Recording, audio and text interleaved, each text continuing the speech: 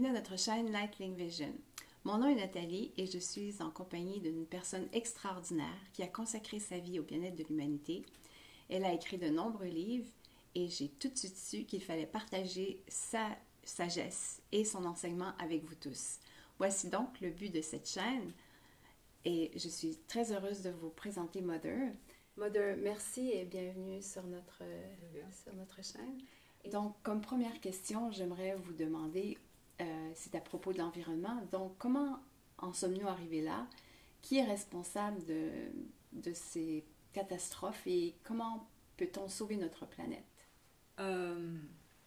Bon, pour répondre à cette question, je pense que le mieux c'est de prendre le sujet à la base. Parce que si on veut remédier à quelque chose, un problème, on peut bien sûr, ce qu'on utilise comme expression en médecine, faire des palliatifs, c'est-à-dire essayer de remédier à la périphérie du problème, ou bien tu essaies de remonter à la racine, à l'origine. La dernière chose est toujours mieux à la longue parce que comme ça tu touches le point essentiel. Et tu as plus de chances de trouver la bonne approche, le bon remède que quand tu utilises des palliatifs, quand tu remédies le mieux que tu peux aux conséquences. Donc pour l'environnement c'est pareil, les conséquences de la situation, on voit, ça dépend où tu habites, mais disons qu'on voit petit à petit autour de nous une déstabilisation climatique, le temps on ne sait plus trop sur quoi compter, même ceux qui s'occupent de la météo peuvent énormément se tromper, ça semble nous échapper à notre contrôle, être de moins en moins prévisible. Et d'où vient le problème? Je pense qu'il s'agit tout d'abord de la philosophie de l'homme, de la philosophie qu'on nous a inculquée depuis, je dirais, au moins 70 ans. Ça a commencé très fortement après la Deuxième Guerre mondiale. La philosophie du gain, de l'appât, de la matière. C'est-à-dire que pour être heureux dans la vie, sur Terre, une philosophie a graduellement vu le jour basée sur un bonheur purement matériel.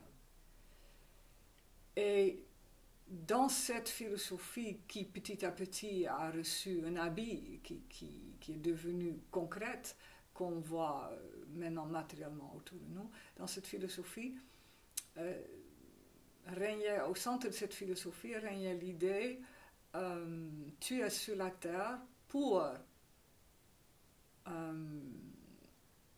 t'enrichir matériellement le plus possible. C'est-à-dire que ton statut, ta valeur dans la vie, ton degré de bonheur était mesuré d'un seul coup à la hauteur de ton salaire. À l'heure actuelle, beaucoup sinon carrément tout le monde sur la terre, juge ta valeur beaucoup à la hauteur de combien tu gagnes chaque mois. C'est-à-dire que si tu es milliardaire, tu dois être quelqu'un, c'est sûr. Et c'est-à-dire que si tu possèdes beaucoup, si tu as un énorme pouvoir d'achat, ça c'est le signe de réussite. Personne n'en parle, ou très peu en parle si clairement. Et pourquoi? Je pense que parce qu'au fond, si on regarde en nous, ça nous va. Ça nous va. Et pour moi, ça c'est le premier problème derrière la question de l'environnement. Est-ce qu'on a le courage de nous avouer qu'au fond ça nous va?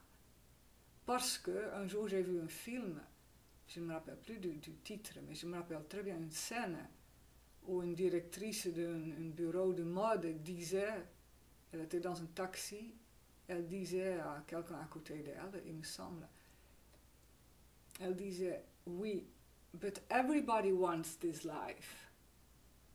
Elle voulait dire, tout le monde aspire à cette vie. Et elle parlait de la vie dans laquelle tu jouis un maximum de ce que tu possèdes et de tout ce que tu peux faire avec cet argent.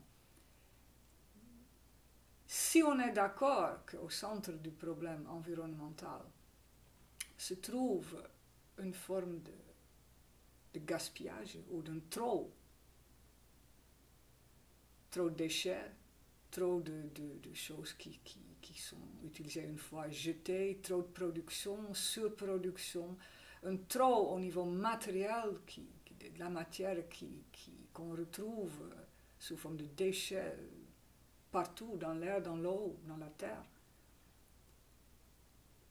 Cette femme dans ce film parlait de cette vie-là. Elle voulait dire, si j'ai envie de ne pas faire la vaisselle, ben j'achète des choses dans le coin, là où on me donne des cups utilisés one time, de toutes sortes de choses que je n'utilise, jetables, le jetable. Et ça, ce n'est qu'un détail. Mais le jetable, pour moi, montre extérieurement, visiblement, que l'homme est roi. Il a le droit de disposer de la terre, de la matière, comme il veut. C'est lui qui décide. Il n'y a que le contenu de son porte-monnaie qui donne des limites à sa façon de vivre. Et je pense que la première chose auquel on doit faire face, si on parle du problème de l'environnement, c'est ça. Est-ce que nous sommes, pour régler la question, et je n'ai pas encore dit mon dernier mot là-dessus, c'est un début, c'est-à-dire est-ce que nous sommes déjà prêts à faire face à cette philosophie de la vie où l'homme est roi et comme les tyrans, parce que c'est ça le mot du passé, il a le droit de faire ce qu'il veut, pour autant qu'il a de l'argent, sans restriction, sans limitation, sans sagesse. Et s'il y a un jour des conséquences, ben, est-ce qu'il met ces conséquences en lien avec sa philosophie et son comportement de la vie?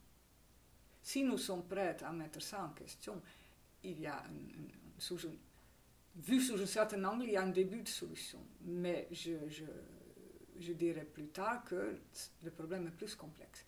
Mais la première question est bien posée et j'ai pris la chose à la racine. C'est-à-dire, le vrai problème, c'est l'homme vis-à-vis de la vie, l'homme qui se croit maître de son destin, ou plutôt de sa vie. Il est, mais est-ce que c'est ça la bonne forme? C'est ça la question. Merci, Mother. N'oubliez pas de vous abonner à notre chaîne pour voir la suite de la réponse sur l'environnement de Mother. Aussi, n'hésitez pas à laisser vos commentaires. Nous nous ferons un plaisir de les lire et nous espérons vous voir à la prochaine.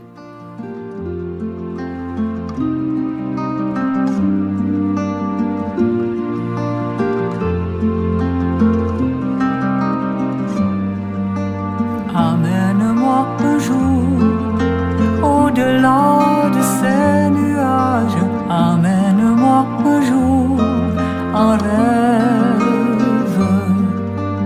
Amène-moi un jour au-dessus de toutes les vagues. Amène-moi un jour, pourrais-je toute la vie, la trame d'une même histoire, toute la vie, une quête qui